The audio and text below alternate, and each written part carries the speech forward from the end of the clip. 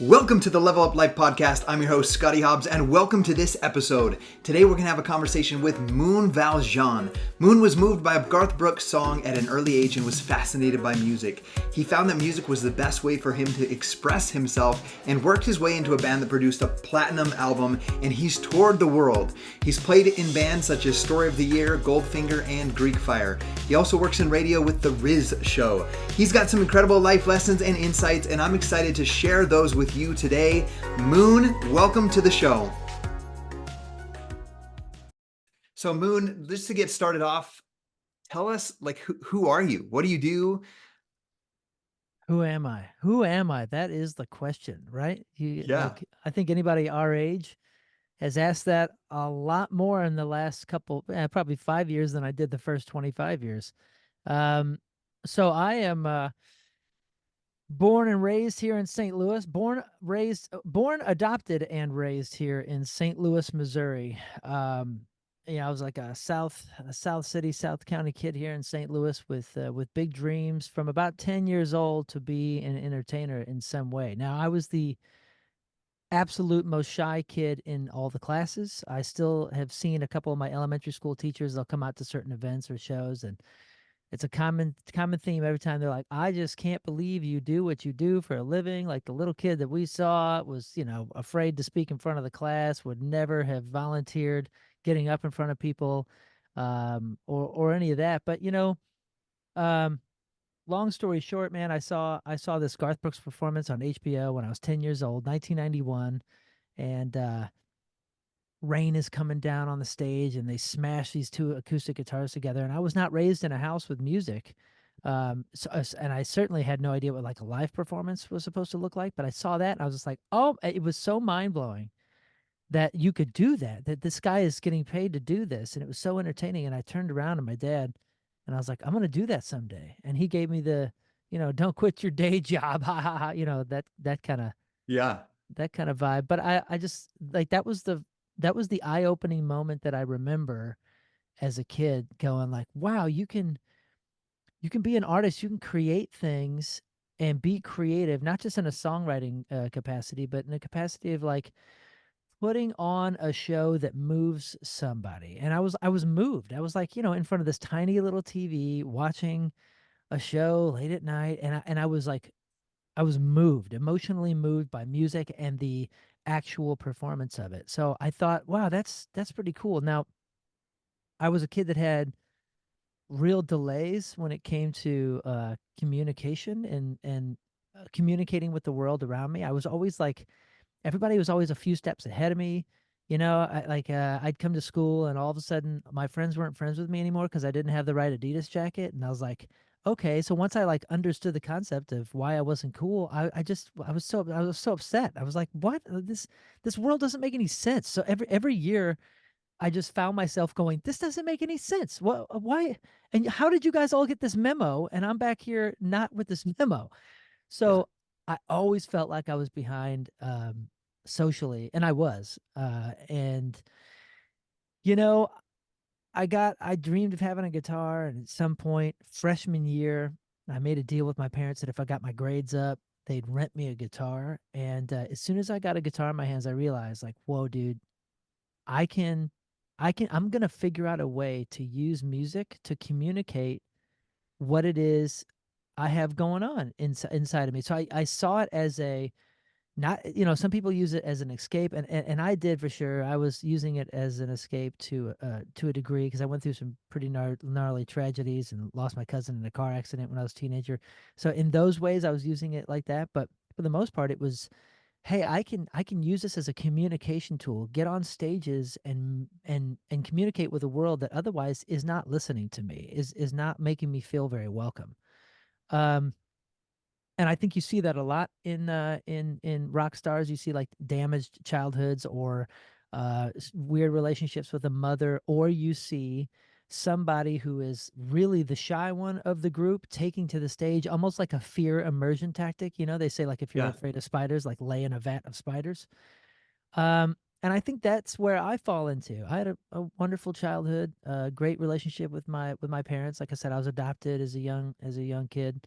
Um, but dude, I saw it as a way to communicate, and started that with my partner, my best bud and soccer player partner in high school, and we were in like the church band and a bunch of Christian bands, and like we were all into the metal and the hardcore scene and all that kind of stuff. So that's where it started, man. That's where it started, and I was fast forward a few years, I became a teenage father at the age of 17. My church girlfriend and I got pregnant at 16.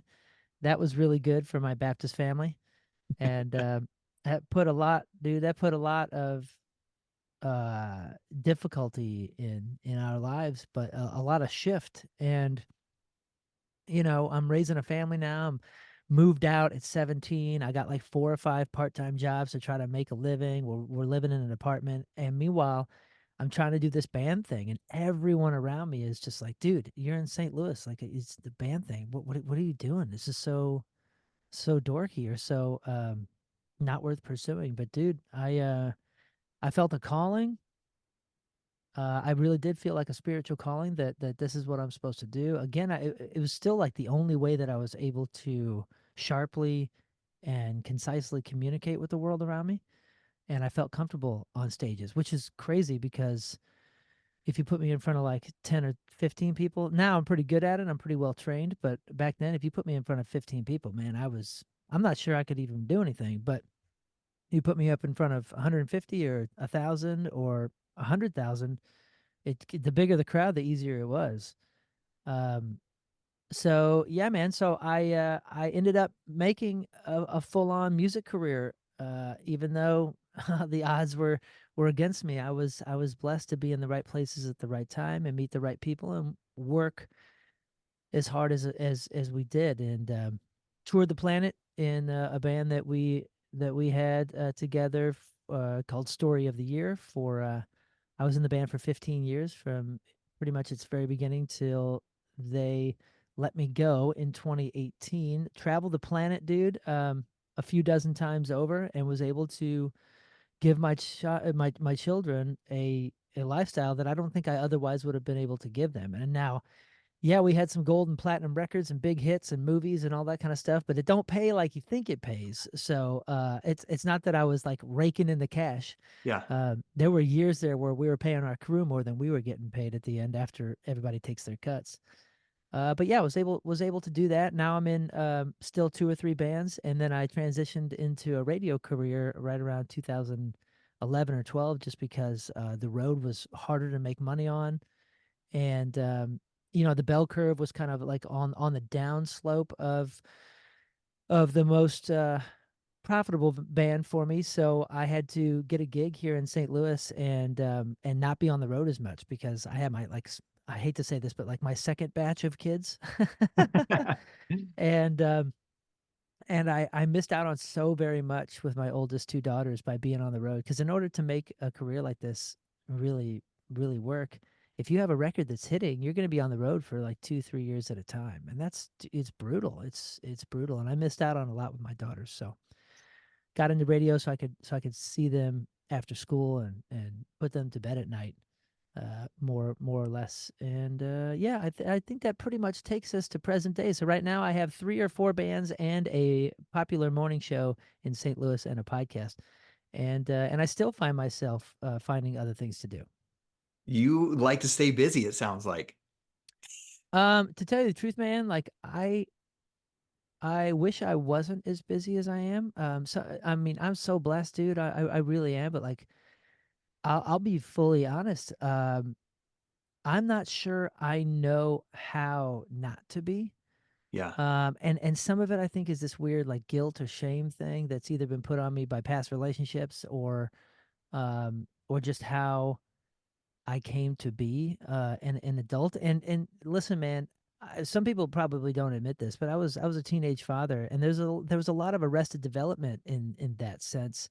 That hits right then. So in a lot of ways, like I'm totally still a kid. So the rock star lifestyle like totally fits me, and I'm a bizarre, just weirdo artist guy, and sometimes that's hard to handle for people that are much more structured. Um, but at the same time, dude, as soon as my girlfriend was, my church youth group girlfriend at 16, we were both 16, was pregnant. like something flips in your head and goes, oh my gosh, from here, like as soon as my daughter was born, I'm sure you know this as a father, a switch goes off in your brain that says, okay, for the rest of eternity, you're no longer your priority. Like there's someone that will forever come before you.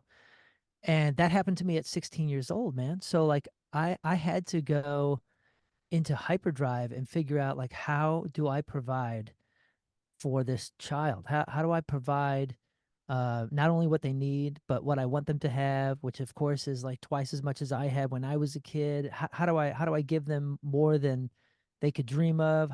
Like so having gone into that mentality at 17, I don't do very well, and I wish I did. And I'm trying to. I'm in this point in my life as a 42-year-old man where I'm trying to figure out the real balance and how to slow myself down because it's starting to take a toll. I'm sure it's taken a toll for those last few decades, but now I'm starting to see it.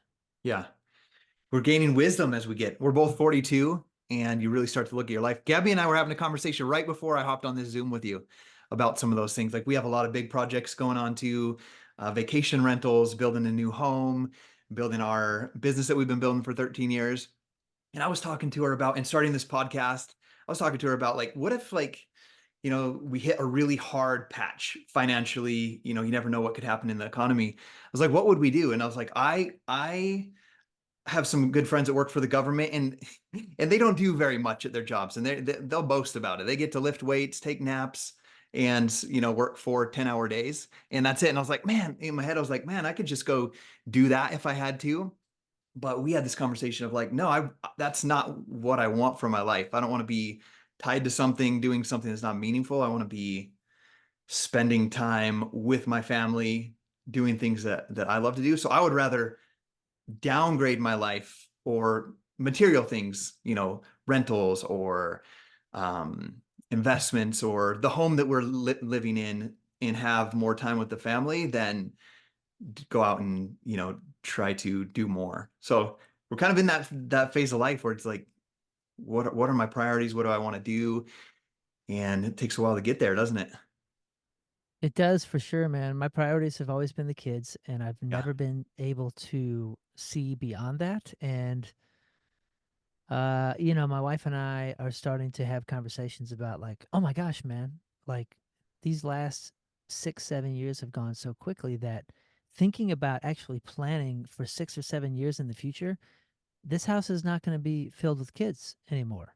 Yeah. And that's something that I've never been able to visualize, like not truly. I mean, you have like the like, oh, when you guys are out of the house and blah blah, I'm gonna do this.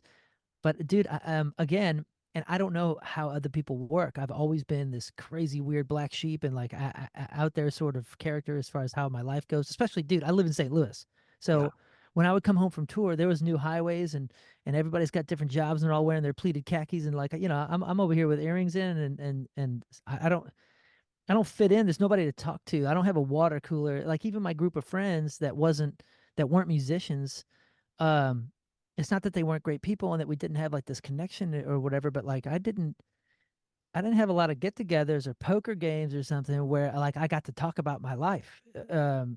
And it made sense. So you make so many friends on the road because this is such a strange way to live, such a strange lifestyle. I wouldn't trade it for anything, but at the same time, I'm finding myself now going, oh, dude, I bet you some of my comrades, from the early days are a bit more like settled into like a long-term plan or how to even develop that in a mental state of like, where will I be?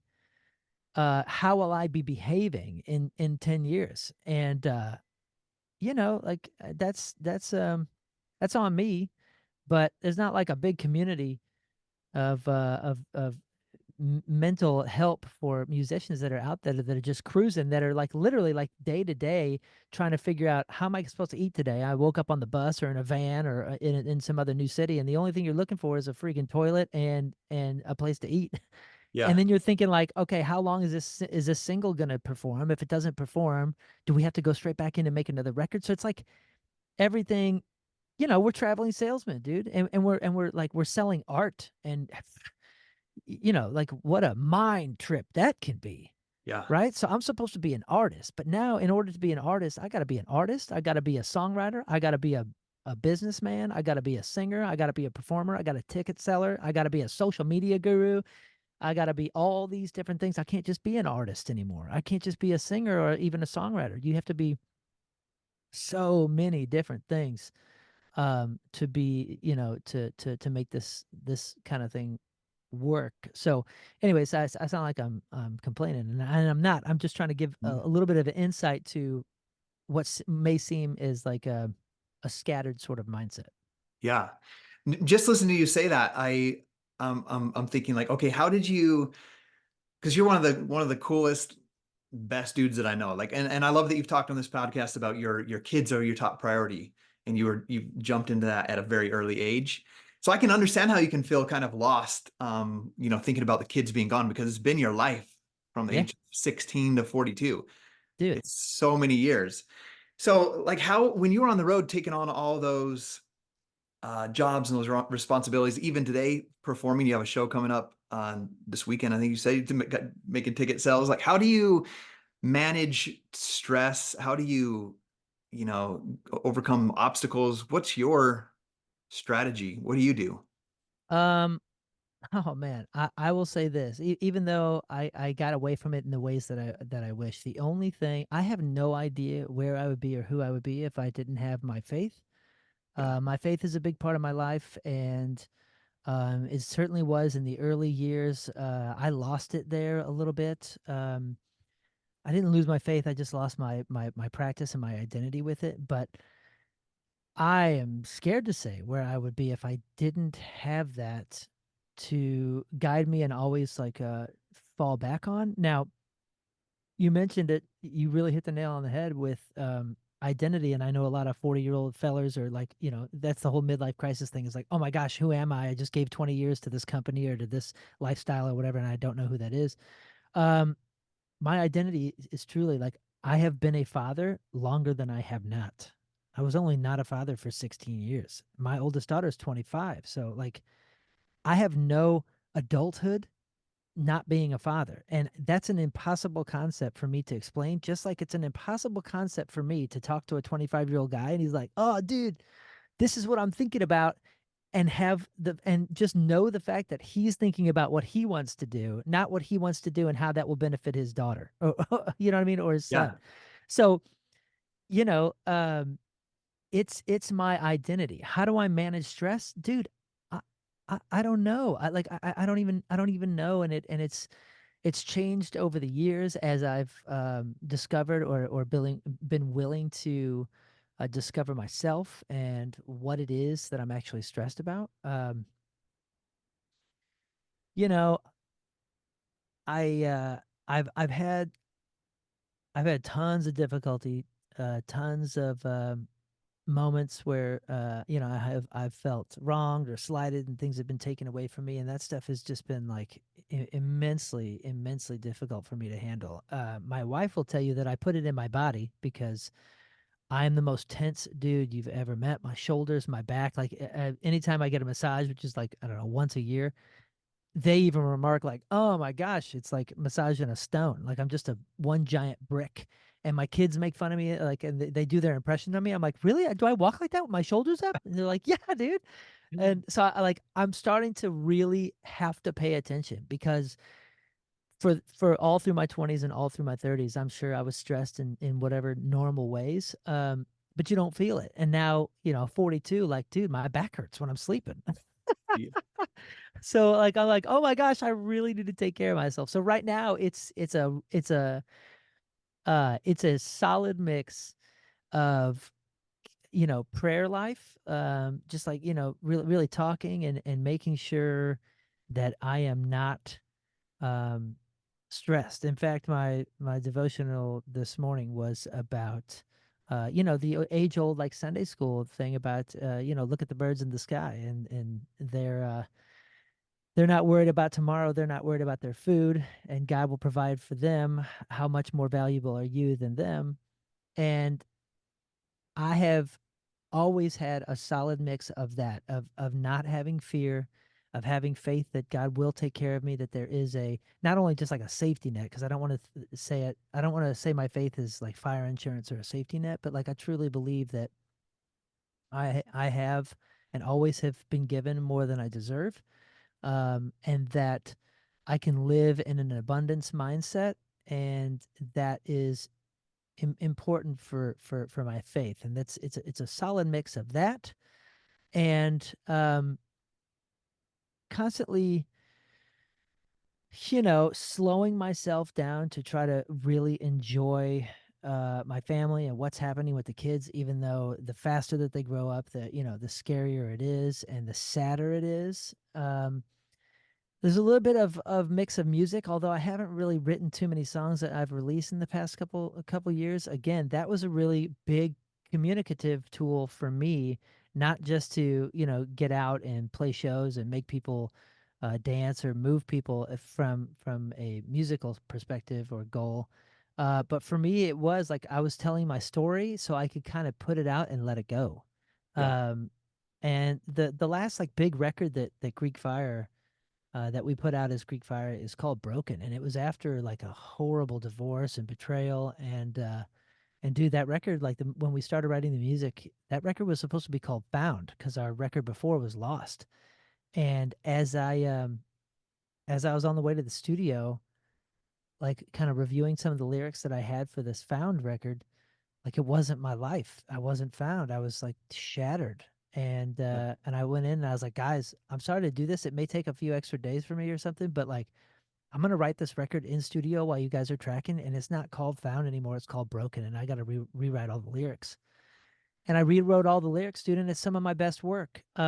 Because like I was able to just uh communicate what my heart was dealing with, what my body was dealing with, what my spirit was dealing with. And between that prayer, faith, and then now, my wife, being a beach body and fitness coach and like everything, like she's really helped me focus the fact that my body is a huge part of this and that I have to at least respect it enough to make it one of the focal points in the trinity of self-care.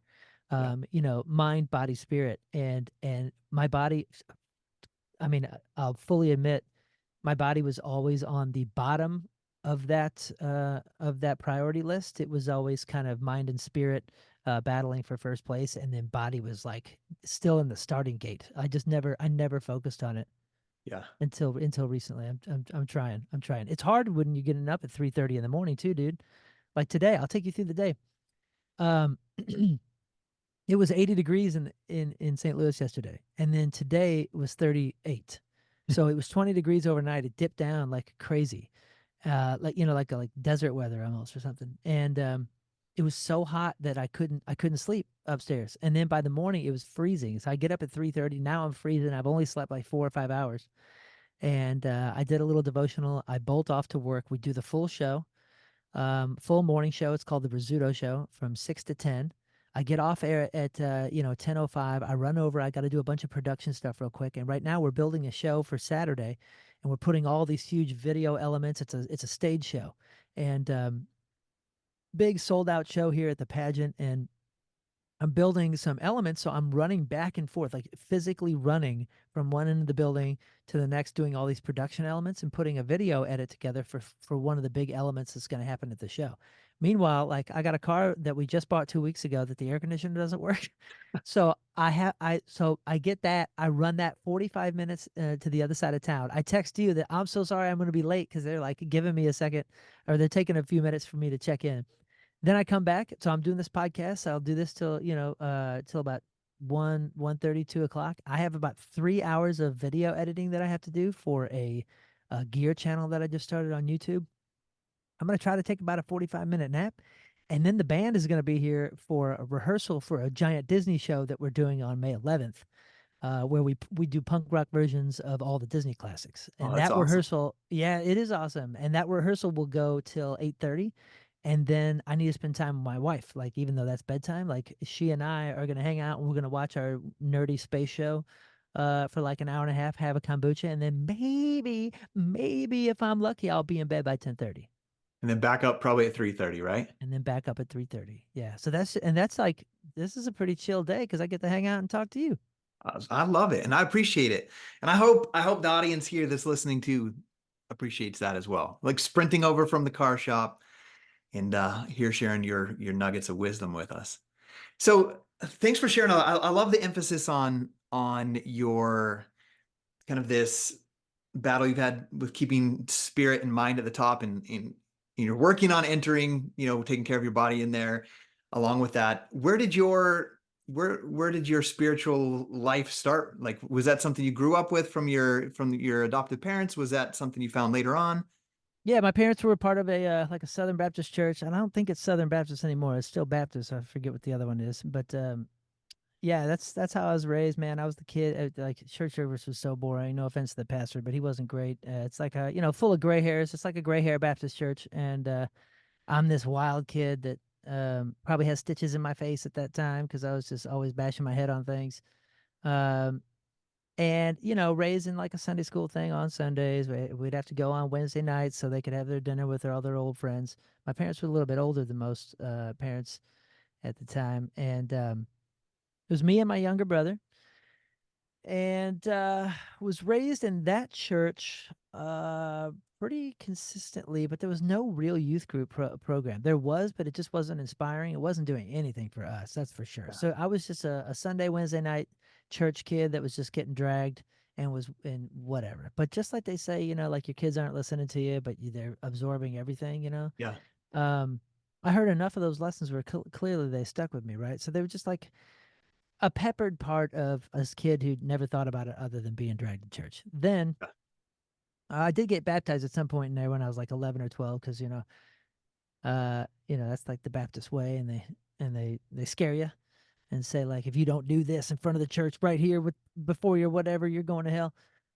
So that was a part of my walk in those early days, and then my cousin was killed the day before his 18th birthday, and brother, it changed everything because I had to deliver. My mother was in Atlanta for the Olympics in 1996, and my cousin got in this accident, and we had to call down to my mother and his mother to get back into town as quick as possible. And when they came back in, they had to get over to Mizzou, which is 2.5 hours from, I guess about 2 hours from St. Louis, from where they were. So I was home alone, and I'm 15 years old at this point. I'm home alone, and I don't know what's going on other than he's in the hospital and things are pretty bad. And my mom and his mom were rushing over to the hospital, and I got this phone call from my mother, and she said that I had to call the church to tell them to take him off of the prayer list because he had died. Hmm. And I was like, okay, I'll handle this for you. And I remember, dude, I picked up the phone and I called church, and the church lady answered, and I said, hey, I need to, and then I just couldn't get any more words out. And I stopped, and it just floored me, dude. It floored me. And I remember, I don't even remember what I said. I remember getting off the phone, and dude, I hit my knees, and I was like, I was so angry. I was so angry. I was so crushed, dude. I was so angry with God, and I had this full. I met God in Yeah. this dark bedroom on my knees, and and it was okay to be angry. And, like, dude, I had never really even, like, gone there before. And it was okay to be angry. It was okay to be sad. It was okay to be everything. And I was so comforted and so, like, just splattered at the same time. And it was monumentally a shift. It was a monumental shift in my life, dude. And at the funeral, I like connected with my cousin, my other cousin, who I work with, actually, who I have on the show, and in a way that I never had. And I realized that there was like, I'll fully admit this. There was so much pressure on me because this was our older cousin. This was like our hero. This is who you always wanted to be. He showed you the new music. He showed you how to tight roll your jeans. Like, this was the coolest dude in the family. He was the dude, the dude. He's who all of us like set our standards by. And he was the oldest boy in all of the cousins. And now I was. So I felt like this insane responsibility to now lead a bigger life and a life of example for my brother, for my cousins, and everything. And like, do my whole life change that week.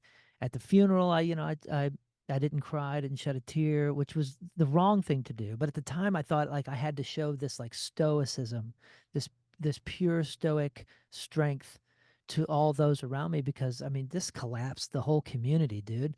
Yeah. A- and that is when my faith went from one thing to another, and that, I think, jolted my parents too, because they're like, "Yo, these kids are not in a youth group that they care to be in. So let's search for some different churches." And we searched churches, and we found one, and we walked in, and dude, there's this kid wearing a Rage Against the Machine shirt. And I was like, "Oh, you like Rage Against the Machine?" And he's like, "Yeah, man." I was like, "They let you wear that in church?" And he's like, "Yeah, dude, what's wrong with you?" And I was like, "Oh man, it was so different and so welcoming." And I'd never really been welcomed anywhere in my life, not in the old church, not in school, nothing. And these punk rocker alternative kids that were going to this Baptist church up in, a different part of town, they were like, "Yo, they gave us the old sanctuary and there's a stage and so plays bass." And I was like, "You gotta be kidding me. I just started playing guitar and I got this kid, my soccer buddy, he's playing drums. Like, let's do a band." So like, everything changed there, dude. Yeah. Everything changed. And I was like a part of a youth group. And of course it had its dysfunction and its wackiness and whatever. Um, but I found a base for my thought processes. And I had a wonderful youth pastor that I was able to like actually listen to and talk to, and I gained a lot there. And the sadness of me even telling this story right now is that my children don't have that, Yeah. and So, that's something that my wife and I are trying to figure out for them. yeah, that's powerful. I love that you're recognizing that and seeing, okay, this is some area that we could move towards for them. Yeah, we talk about it every week. We Yeah, just don't, we're not sure where to go, where to start. that's awesome. One of my favorite things. I'm a youth leader for the 8 to 11-year-old boys in our church, and it's every Wednesday we do activities with them, and it's just been so awesome. My youngest kid's 8, so he's in that group, and I love that. I love that role, and I think it's powerful for them too. Like whenever you just telling that story, it makes me think about some of these kids. There's some of them that are a little, I was like you, super shy growing up and super introverted, hard to make friends or be a part of the cool group, which was something I was never a part of. But some of these kids, man, when I show up to church on Sunday, I can just see them see me and their face just lights up. And I can see that's that kid that's like me at school that's probably having a harder time making friends. So it's super fulfilling to me, even more than building, like, hard to say this, even probably more rewarding than building my business Yeah, yeah, is making that impact on those little kids.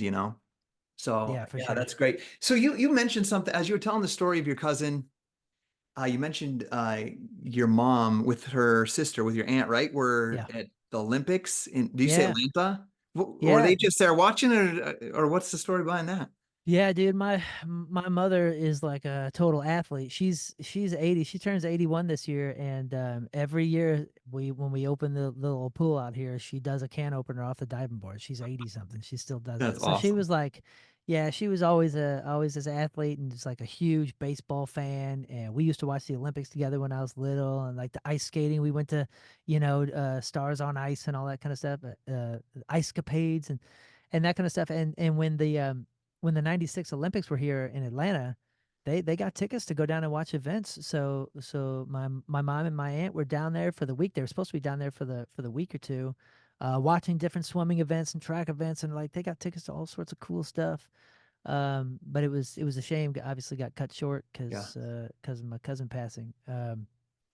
But yeah, dude, they were there. They were there for that bombing. Remember the bombing that Yeah. happened down there? Like, yeah, it's wild, wild time, wild time. 96 Man. was a it was a Crazy big year year. Yeah, it for was a big year. everyone, including you and your life. Huge thing. I mean, you talk about that you were 16 when your cousin passed away, 16 when 15. you Yeah. 15. Okay, 16 then just a year later getting pregnant, or getting your girlfriend from church getting pregnant and Yep. starting the life as a father. Speaking of your mom, I don't remember where we were having a conversation. You said you told this story about your mom humbling you once. Do you remember telling us that story? No, but I'm sure Okay. it's, I mean, there's a dozen of those. Oh, dude, What's she's always put me in my place, man. She's always, I think she's always worried because, and there's probably a lot of psychology to break down here too. yeah. My parents were teachers. Okay. My mom was a gym teacher and a swimming teacher and a health teacher, and my dad was science and physics and a bunch of other stuff. And like an old football coach, that kind of guy. My mom was born during the war. My dad was a boomer, like 46, and like they don't know anything about business. They don't know anything about anything except for like, yo, you get this degree, you get a master's so you can get a little bit more money, you get a government job, you get a pension, you retire, and you shut up. You know what I mean? Like that's just like that's their vibe. And they're super serious and very old school. And every time I was like, I'd come in, and say, oh, I got this guitar, and we're gonna play this, and I'm gonna go do this. It was not that they were like naysayers or negative, but it was always like when are you gonna get serious? Like, like don't quit your day job. It was just always these like, very 1940s, 1950s, quick jab sort of like, don't quit your day job, and nobody from name another St. Louis musician that's done this, or it was just a lot of that kind of stuff. So I think when everything started, like my parents never went to a single show of mine until I had paid them back the like $2,700 I had borrowed or something like that, and was like I was already on I had a major, you know, uh, record out already, and I think I was on tour with Linkin Park or something, and Yeah. they maybe came to see a show, and then they never missed a single show after that, dude. Like after we were like a success, they saw every single show. So all they saw was me like struggling in my drummer buddy's basement, mom's basement, and then they saw this huge success, and we were selling like 35,000 records a week. So in a kind of a strange way, they saw an overnight success, which obviously there's no such thing as that. I had been touring and playing these shows for like 7 years before, just nonstop, just grinding everything. But to them, I think they were really worried that we'd get out of control, like kind of out of our head, too big for our britches, kind of vibe, Yeah. And they were always kind of worried about like staying this like humbled Midwest kid. So maybe that's where some of it stems, and because they know that like other than renting that first guitar for me, they weren't really like backing me up. You know what I'm saying? Yeah. And then that shift happened though. I love that you share that. One of my favorite things, I chat with my dad about it once in a while, but I remember when I first started my business, and I got to a point where I was contemplating leaving my full-time job, with my 401k, my health insurance. And I told him I was going to leave. And he's like, don't quit your day job for that thing you're doing on Facebook. So, but now he became, shortly after became my biggest fan, and I was able to retire him early from his job, like 7 years early. And so there was a switch like that as well. But I think a lot of times parents are like that. They're protective and Yeah, man, want the I am best for your too. kids. There's no fault there at all, and I like and they know that I'm not saying any of this to like slight them at all. I'm Yeah. sure I'm the exact same way with my kids. Like my daughter's got these dreams, and I'm sure I'm like, yeah, okay, that doesn't make any sense. You need to like figure these other things out. And then if you prove me wrong, of course, haha, now I'm backing you, dude. Like, you know what I mean? Like that's a reasonable thing. It's a reasonable thing. We're trying to mitigate all of the potential pitfalls, Yeah. and mitigate the damage of wasting time or making poor decisions or chasing something that's not worth being chased. It's a totally reasonable thing. My parents, by the way, were playing the stats, and all the stats were against me. I just knew that I was a crazy, crazy, crazy person as far as my confidence, my self confidence. I knew that I was better than everybody else I was seeing at doing this. And I knew that I had the determination to do something bigger because I have felt that call on my life since the day that I found out I was adopted. I was 7 years old.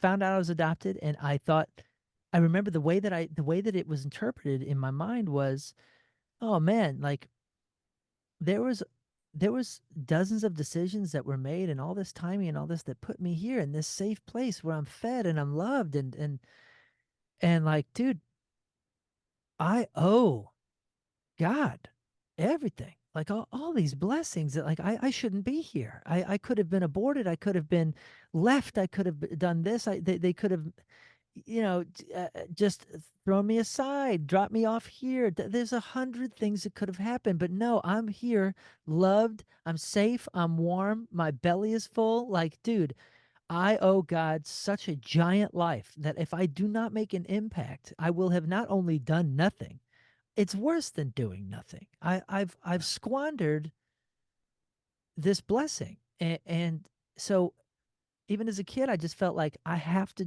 live this enormous life, this um bigger than bigger than my own dreams sort of life. So, and that's not something I can discuss with my parents or with anybody. It's a very I don't even want to say lonely, but like a very s- you know I don't know. It's a very personal concept. Yeah. To not only like feel but to live out.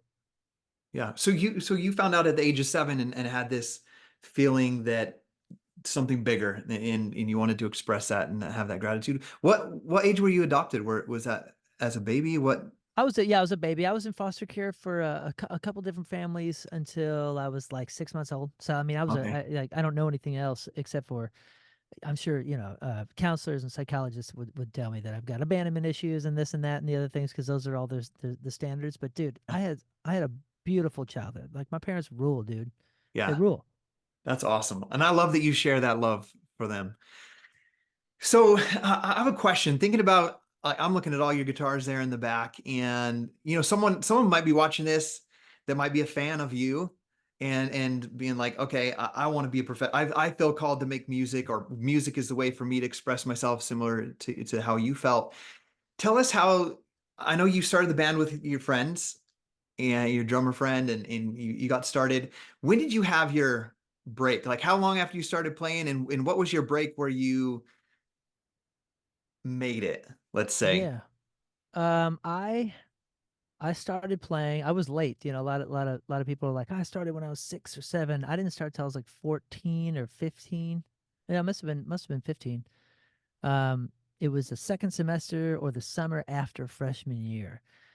And dude, it didn't take more than like 3 weeks for me to get serious. As soon as I got a guitar in my hands, no one saw me. Like I never went to a single high school party. I quit the soccer team. Like I did everything to master guitar. And like I was, an obsessor when it came to studying. I mean, even before I got the guitar, I studied music. Like and I didn't know what to study because I didn't have parents that did that. I didn't have music in the home.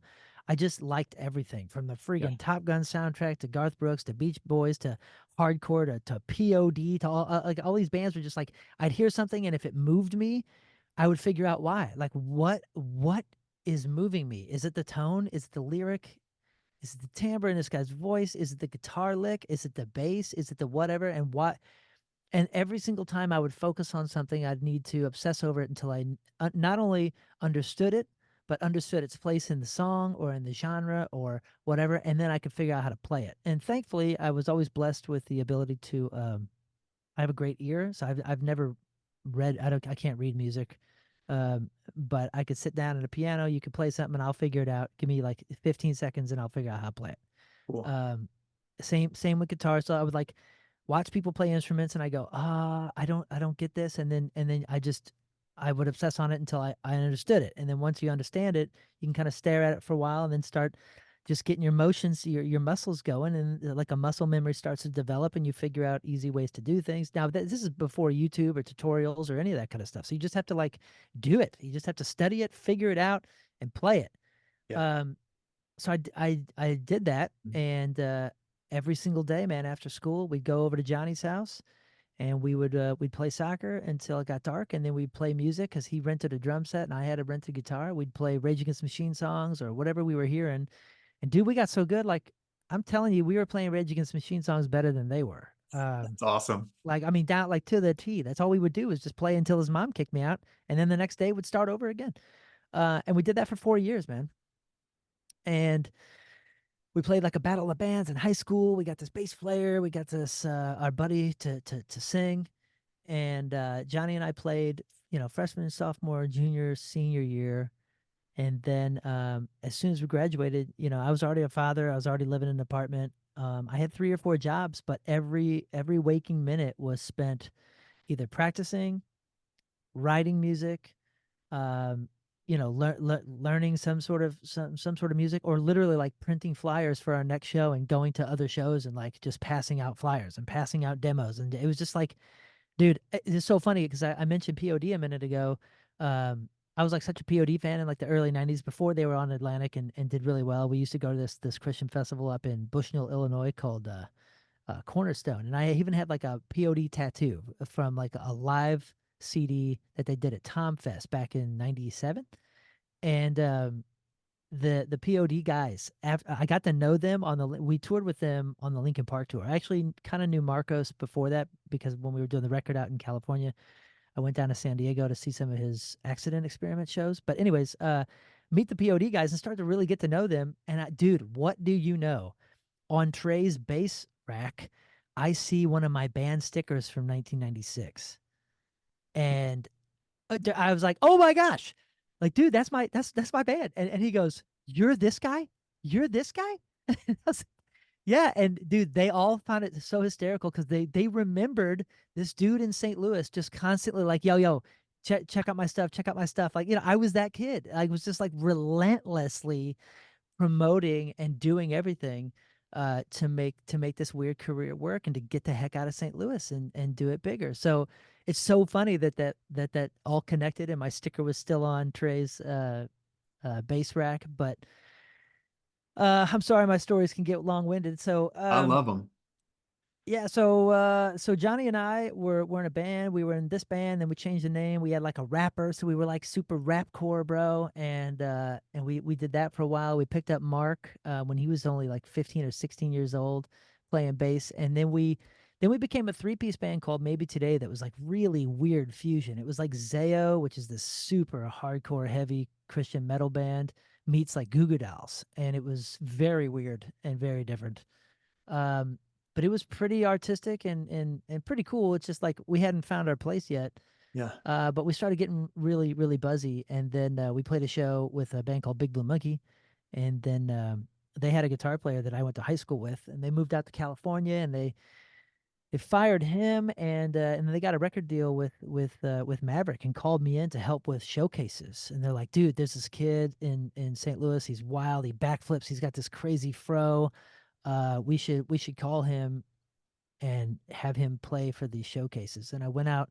I'd never been to California, so I was like, "Yo, these guys are gonna pay for my flight, a free vacation to California, and all I got to do is learn like 5 songs in a day. I could do that with my hands tied behind my back." So I learned these songs real quick. I flew out. I was like, "Cool vacation, man!" And I helped these kids showcase in this cruddy little garage down in Orange County for I think it was EMI at first. And I was like, "Cool, sweet, see you later. Thanks for letting me see the beach." And then they called me the next week and like, "Yo, we got another one. We're doing it for Warner Chappell, these big publishing companies."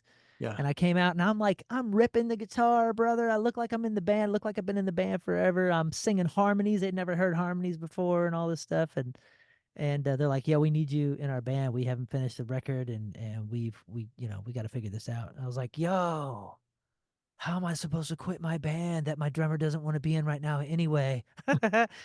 So like I came home and I prayed, man. I prayed. I talked to my lady at the time. I talked to the guy who I knew that they had fired, and he warned me about all sorts of stuff. I probably should have taken heed, but I didn't know. And that was it, dude. I joined the band, and we worked hard, dude. I lived off the dollar menu for a year and a half. By this point I'm 21. Um I think I'm 21, maybe 22 at this time. I'm not really sure. It's 2002, 2003. So I was 21. And we finished the record. And dude, the day that we finished the record, I finished the last vocal on Page Avenue, our major label debut. And I finished the last vocal. We walked out. got into the van, the trailer was already packed, moved back from Orange County to St. Louis. So drove straight back to St. Louis, dropped our stuff off, saw our families for like, I don't know, 2 hours, got back in the van and drove all the way to Rhode Island. So we went from Wow. LA, we went from SoCal to Providence, Rhode Island. And we were like 2 hours or 3 hours late to the show. The doors had already opened and we were supposed to go on. We joined a tour. It was us, My Chemical Romance, Thrice, and The Used. And this is before any of us were big. Yeah. And we hit the stage, like we literally like pulled up after driving across the country, man, corner to corner. We pulled up and like the place is already packed, and we're like, excuse me, excuse me, excuse me, like, like carrying the kick drum, trying to get it on stage so we could at least get 15 minutes of songs worth in before Thrice has to go on, or before My Chemical Romance has to go on. Um, oh no, I think they had actually already played. I think they played first, and then it Okay. was us, and then Thrice. So My Kim was like on stage or just getting off stage when we finally pulled up to the show. Anyways, that was in April or maybe March of 2003. We toured for 7 or 8 months. The record came out in September. And we were like selling. Maverick had given us like demos, like a 3 song, what it is, sampler, like a sampler from our CD to give out at shows. Yeah, right, dude. We were starving, so we'd go out there and we'd sell them for like $1 a piece or $3, or like it'd be like, oh, you want to buy one? They're like, how much? We're like $5. And they're like, no, dude. And I was like, okay, cool, $3. And they're like, no, That's dude. awesome. It's like, all right, like $1 here, dude. It's gonna be huge. And that's how we would eat. We ate like that for and slept in the van for months. And then the record came out and we did it for another while, probably another year before anything started to really cook at radio. And our singles blew up, man. And then the Linkin Park guys were out at a show in LA that we were doing. And they're like, yo, we think we want you to go on our tour. And they had just finished up the Meteora record. And they were about to release Meteora because Hybrid Theory was like the biggest record on the planet.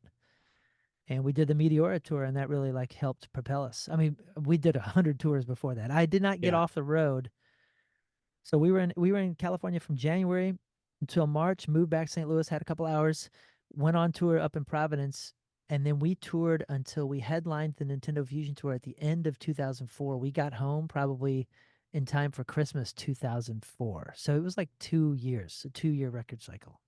Just living on the road.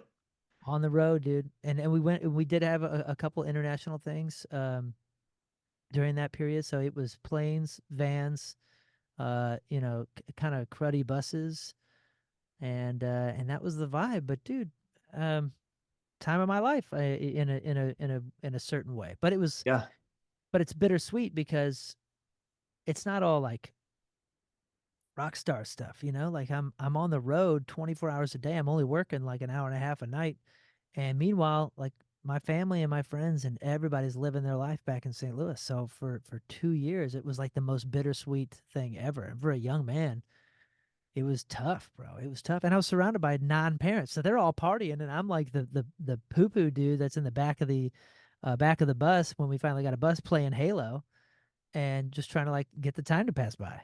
Yeah. I Yeah, was that's got to be lonely. challenging being completely isolated in a different way, but there with the band, it's your career, it's your job, but you're isolated in a way because you live a completely different lifestyle. So that's a challenge, in entrepreneurship, business, being in a band, there's going to be these challenges like that. What do you think, what's been your hardest challenge in life? Oh man.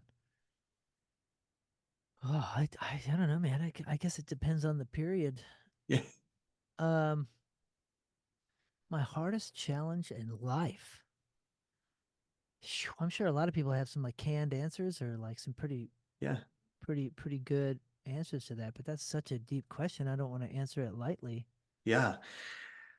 And you don't have to go into detail on any of those, but if there's any challenges that you've had to overcome, like Oh I'd, my gosh. I'd love to hear one. It doesn't have to be your deepest or your hardest challenge. You know what? I'll just go with the most recent, and I haven't Okay. talked about this at all, but when uh when I got let go from the band via management in 2018, it was during the most probably the second most difficult point in my life. Something that was going on that was beyond my control, and it was impossible to explain to anybody because I didn't know any of the details, and anybody that didn't want to ask any of the details was getting their information a bunch of other places. And the most difficult thing was, I had been offered so many gigs for a decade and a half prior to that to join other bands and to do other things and to go on to other stuff and all this. And I always thought loyalty was like so important and it was such a big deal. And the concept of loyalty was so black and white in my opinion. And sometimes I have a difficulty, um, not measuring things really intensely in black and white. And I have an extremely high standard for myself. And, that unfortunately comes with a high standard for others. So when people don't live up to my standards, it's like it's difficult for me to overcome sometimes. Um, and in that period, I felt well, I mean, drastically misunderstood at firstly, but I felt so the wind was taken out of me so badly, that I could not find myself wanting to be artistic anymore. And it still has. Like I still haven't released much other than we've released a couple Goldfinger records, um, and a couple Greek Fire releases. Most of which were done before any of this took place. It just took such a it just took so much wind out of my sails, man, as far as like just wanting to be creative and wanting to connect. I just felt so I got to choose my words carefully, man. Yeah. Like It was it difficult. just hurt so bad. Yeah. It hurt so bad because it was all for the wrong reasons. Yeah. And there was no communication, there was no conversation. And I've always had a real difficulty with this. I'll say this is the thing that's probably hurt me the most that I've done is I always thought that truth is the only thing that matters. And in a way it is, but I always misunderstood and I miscalibrated the world. I've always miscalibrated the justice in the world. I thought truth equals justice. And if you're on the side of truth, then you'll be on the side of justice. And that's just not how the world works. And what I mean by that, to further illustrate it, is I always thought that like the truth will always come out, and you don't have to explain yourself. And if somebody has the wrong impression about how something went down, time and truth will ultimately vindicate you and be fine. But man, it doesn't work like that. It doesn't work like that. And I've always been so against calling people up and telling them my story, or like saying, "Hey, the details here are this, just so you know." Like I would just avoid it because I was just like, "Oh, like everything is fine between me and my God, so Yeah. eventually it will be fine between me and you." And I never understood. Again, like, dude, it all ties back to the beginning. I have a real difficulty understanding like social cues and like communicative standards, and where I saw communication of like telling my story as something that was unnecessary if I felt like I was in the right in any scenario. Um, that's really come back to bite me, dude. It's really come back to bite me because who knows what's being said about me. And here's the other thing. It's like twofold for me because I really don't care what you think about me. Yeah. I don't. I never have. I was made fun of so much as a little kid and whatever. Like I just like I got it in my head that other people's opinion of me is not my business, and I still wholeheartedly believe that. And I think it's giving me great peace that some people seek their entire life, whereas I was able to kind of master that a little bit as a young person. um but again, like I don't care what people think of me, and being a public figure, that's kind of a healthy way to go about it, and Yeah. it's served me really well. But at the same time, people that I really love, if they have the completely wrong, a complete misconception of who I am, that should bother me more, and I should work at that. So my difficulty, man, is really figuring out like what is it I'm supposed to work at as far as other people's perception of me. Because, and I heard this recently and it rang so true, and I wish somebody would have said it to me and wrote it down and tattooed it on my arm or something, that it doesn't matter. It's not who you know. It's what people think of you. Or it's not who you know. It's the people that you know and what they think of you. And that can be taken to a pretty unhealthy level if you're always concerned about, other people's opinions towards you. But I understood it in a different fashion when I recently heard that.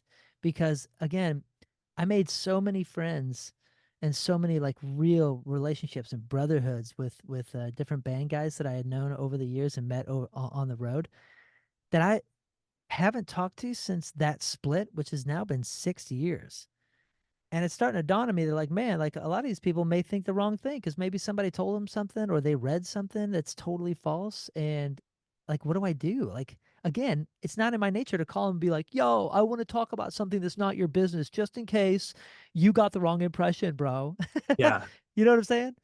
Yeah. Well, I think that's a powerful trait that you have, that you don't do that. Like, I know you say it's kind of like something from your childhood of not having a good communication in that aspect, but I think it's powerful because I believe as long as you're out there doing good, expressing yourself authentically and what's truly on your heart and what God's given you, the only people that really matter about what they feel about you is your wife and your kids, and the way that you show up for them. Yeah, That's what I look at. that's how I've always lived, dude. And honestly, like anytime something would go wrong and somebody would be whatever. And I'm not a drama guy, so it's not like I'm talking about things that are happening all the time. But everybody goes through something and some sort of Yeah. fallout with somebody, and most of the time it's just misunderstanding or miscommunication. And my issue was always, dude, it was always like hey man, if you really love me, you probably know that whatever you heard isn't true, and you would dismiss it. Because like the people that I truly love, you hear bad things about these people all the time or this or that, but like I know that man's heart, and even if he wronged you in this scenario, like I know that guy I know that guy is a good man. Maybe he's lost, maybe he's this, maybe he's that. I just have this I try to have this level like love, and I try to live out forgiveness, and I try to live out that to such extent that like if I feel like I know someone's heart, um I just don't hear the bad things. I pay no mind to rumors or conjecture. Yeah. And if I do have an issue with something that somebody did, I just ask them about it. You just Yeah. like, yo, before we continue this relationship, like, can you straighten this out for me? That's all. Like, I'm just I'm so direct. I just like, I don't like playing around. I don't like drama. I don't like any of that. Just tell me what is going on. That's how I need to, because I can't decipher this social stuff. Yeah. Like, just tell me. I don't want any codes. I just want sentences. No And games, no codes, just straight to the point.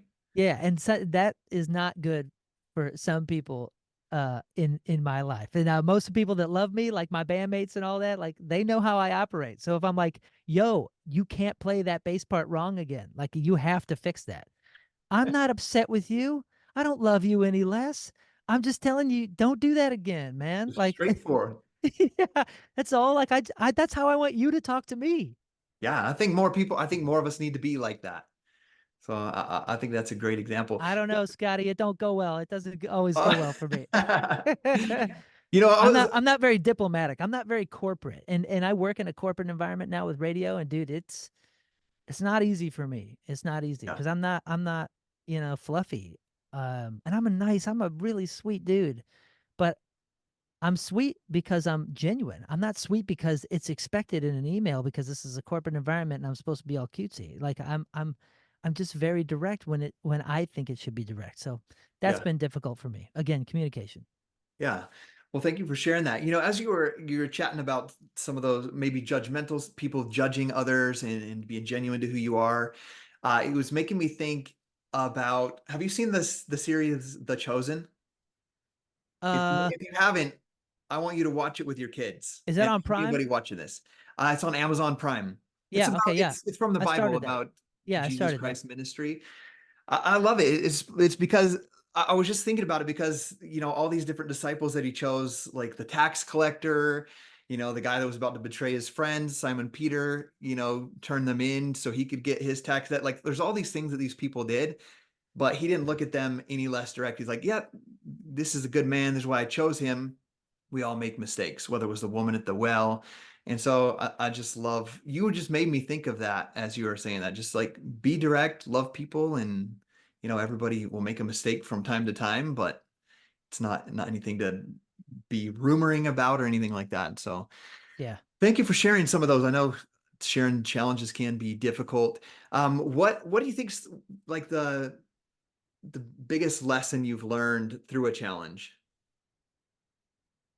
The biggest lesson I've learned Yeah, through a challenge. Honestly, man, I think the last real giant challenge that I went through helped me when I finally got right as to how to have my heart and move forward. Was you realize like, oh, this is yet another real opportunity to face myself and learn who I am, learn who I want to be, and refine both of those things. And I think every single challenge that I've come into, whether it's professional or personal or relationship or this or that, uh, is such a good learning opportunity for knowing thyself. The old Greek aphorism, "Know thyself," is so big, is so big, and it really does tie into the Christian faith as well. So yeah, man, I think that is the goal typically is when you go, oh, okay, I recognize I'm in a spot right now, and it's gonna take this type of resilience and this type of action to get out of this and improve it. I always find myself like in the boat going, oh man, okay, self audit here. Like who am I? Where do I actually want to be? How do I use this challenge to sort of straighten out where I may have like, miscalibrated my trajectory or my direction. And again, like I think that's the real. I hate to be cheesy and simplify it, but that's the real blessing in the curse, or that's the Yeah, real blessing in the challenge. Is like you kind of get that kick in the face, and you go, oh my gosh, I'm in a fight. Like like woo. Are my hands up? Am I guarding it well? Am I trained well? You know what I'm saying? Like yeah, if you're just walking along and everything's all do to do, like you're not really, you're not really paying attention. You're not minding your surroundings the same. You're not alert. And when you get kicked in the teeth, in the proverbial teeth, you're more alert, and you can take that opportunity to be more alert about who you are and who you should be. yeah. I think that's powerful having that self-awareness, and I think that needs to be taught more often. Yeah, self-awareness is something that I always really prided myself on, and then I definitely got away from it. And I think what I've noticed just in this past like year is all the distractions really make it difficult to stay self-aware, and I've really lost that. My wife has helped me get back to that, and on tour I was so much more self-aware because I had the time to just walk. I didn't have a cell Mhm. phone that worked overseas. Like nowadays, these kids, these touring dudes, they got like, we got FaceTime. I can like talk to my kids. I'm in Germany. I'm in wherever. I can literally see my kids. Back Yeah, then, I would have to stay up in the middle of the night, go down to a payphone thing in the lobby of a Tokyo hotel, get this green card with a million numbers and a calling card, and then I'd maybe get them for 30 seconds on their way to work or on their way to school when I'm trying to go to bed in Japan. So it was like much more difficult. So there was a lot more time to just wander about cities and walk and talk and pray. And I would just talk to myself, walk and pray. And that really helped me stay solid. It helped me stay solid in my needs spiritually. It helped me stay solid about like who I was. I was able to really talk out things with myself and with God. And dude, I'm so distracted. I'm working so hard. I'm doing so much. And then when I sit for 15 seconds by myself, what do? I open up Instagram. So like, yeah, how am I ever supposed to learn anything about myself if I'm constantly just staring at algorithmic uh you know uh advertisements basically? yeah. Whatever's being fed to you, depending on the algorithm, the whatever agenda that is, right? I think Yeah. I'm grateful that you shared that because I think anyone listening to this, including myself, just needs that reminder to, go walk around the block, but don't take your phone. Like I go walk because I'm like, I need to get outdoors, get some fresh air. But what am I doing? I'm watching some TikToks or I'm responding to people and messaging people and not taking my time to Yeah. just think, right? Or listening to podcasts and all Yeah. that. Like, I mean, like, that's I I've taken maybe 4 drives on the way to work or something where it's just silence. And dude, it does much bigger. I get so much more done than trying to squeeze in another 15 minutes at 1.75 speed of my favorite podcast so I can learn some more financial tips about where the housing market is going. You know what I'm saying? Yeah. Like, although I guilt myself into thinking like if I don't absorb enough of that, I'm not going to be prepared for what I need to be prepared for to take care of my family. But dude, like I need to be a better man before I need to be a better businessman. I love that. Well, I don't want to take too much of your time, so I just got a couple more questions for you. I know I don't want to take. I'm a nap man, so I don't want to take away from that nap later on that you have scheduled for your day today. Um, Moon, what are you most proud of in your life? What's something you're proud of? I'm proud that even though I've made um, plenty of mistakes and dramatic mistakes, I'm proud that my children love me and appreciate how I love them. I'm so proud that like even one of my daughters and I weren't like super close, even though we're probably the most similar. Like it's probably one of the reasons we weren't super close there for a little bit. And she and I have really like hit it off in these last couple of years. And my oldest daughter who just had a kiddo, so I'm a grandpa, dude. I'm a 42-year-old grandpa. Um, like we're super close, and I'm gonna call her here in a few minutes. And like just the fact that like they know the mistakes that I made. They know the regrets I have, in regards to parenting them and just everything else. Like they love me because they know that like my heart has always been in the right place, and I love them more than anything on this in this world. And I'm so proud that whatever I did enough right for them to know that and me to know that they know that. You know what I'm saying? And Yeah. that it sounds cheesy and it sounds like some dorky pandering answer. But dude, after all is said and done, I never, I never set out to have gold records. I never set out to be quote unquote successful. I never set out to be recognized or any of that. Like I just wanted to fit in a way where I was able to communicate and move people like I was moved. And I've been given that blessing of an opportunity all while being able to be a loving father. And like I have no complaints. I can't I can't in good conscience complain about anything in my life because those two things have been given to me and I don't deserve them. Yeah. Well, I think you do deserve them. You deserve everything that you have, Moon. And I say that genuinely as your friend. And I'm super grateful that that's where you went and where you expressed yourself of what you're grateful for. I started this podcast. I wanted to interview, have conversations with people that are high level athletes or professionals or entrepreneurs, for that person out there that might be even a teenager right now or trying to figure out their life and what they want to do, figure out that everybody has mistakes, everybody goes through challenges, everybody is different in some way or another. And I have that goal so that these people that are listening can learn, get wisdom from people that are grandpas like you, right? Yeah, man. And that's the whole purpose, or that's the whole reason I started this. But my purpose and my mission as I'm going out is not to help someone build the biggest business or become the most, high level athlete. My purpose is to help people realize that their family is their most important role on earth and help them become the best human possible. Yeah. That's what it says on my Instagram bio. That's what I'm out there trying to teach people. So you being on this podcast, like, you're the perfect fit, man. And I've just appreciated so much the conversation today and the wisdom that you've shared with us. I'm going to ask you one last question. Where do you see yourself in the next 5 to 10 years? What do you want your life to look like?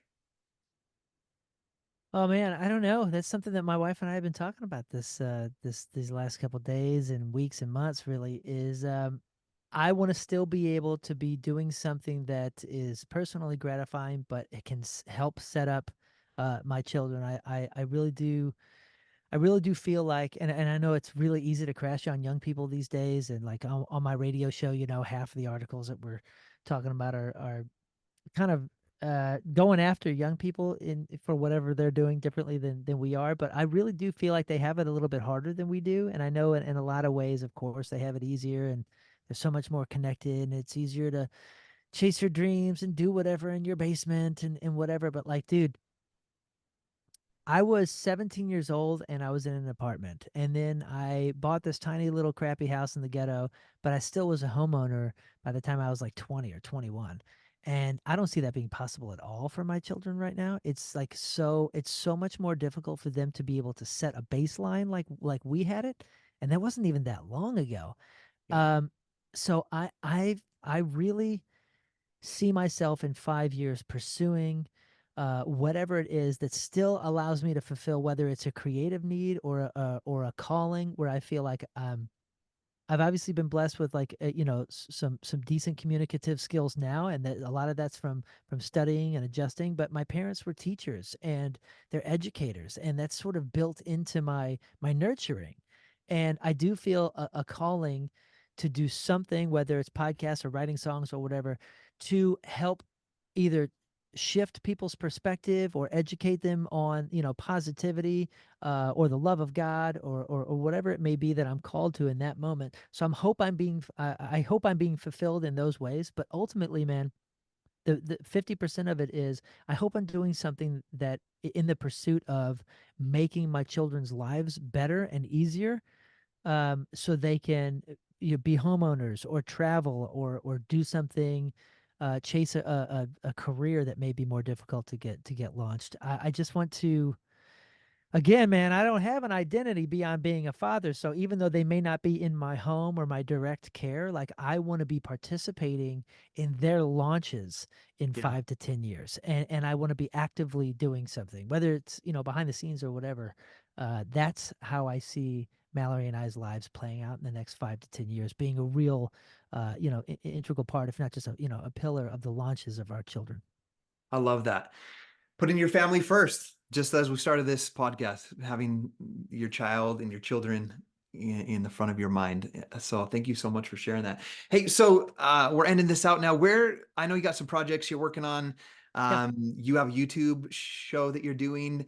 Do you just want to share with us what those are to end this out? And then obviously I'll put them in the description, the links. Yeah, of course. Yeah, check out my band Greek Fire. That's my heart and soul as far as lyrics go. That's where I really get out everything. If you want to check out the early Story of the Year stuff, please do. But I'm also in Goldfinger, 90s ska punk band.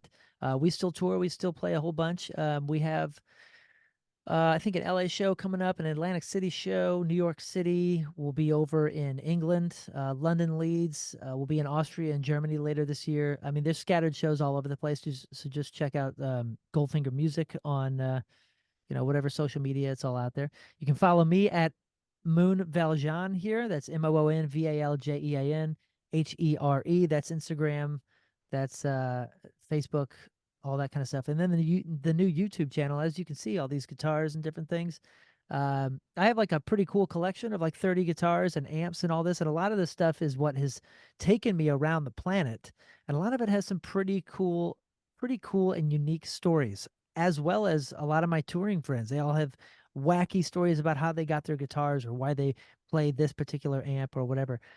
So I started a YouTube channel just about the stories of the gear that have taken us around the planet. It's called Story of the Gear. Subscribe and check out some of those videos. They're just, fun storytelling videos about some of these cool instruments that have taken people around the earth. That's awesome. Well, I'll link all those in the description as well. And yeah, definitely check out that YouTube channel. I've been watching some of those and it's been fascinating to me to hear the story behind the guitar and the equipment. So thank you so much, Moon. I appreciate your friendship. I appreciate you taking time out of your day to add value to our lives. And we'll talk soon, man. Thanks, brother. I appreciate you. Thank you for joining us on this incredible episode with Moon Valjean, and we hope that you enjoy the content that we shared with you today and invite you to send this to some friends. We'll see you next time, and don't forget that your leveled up life is just a few decisions away.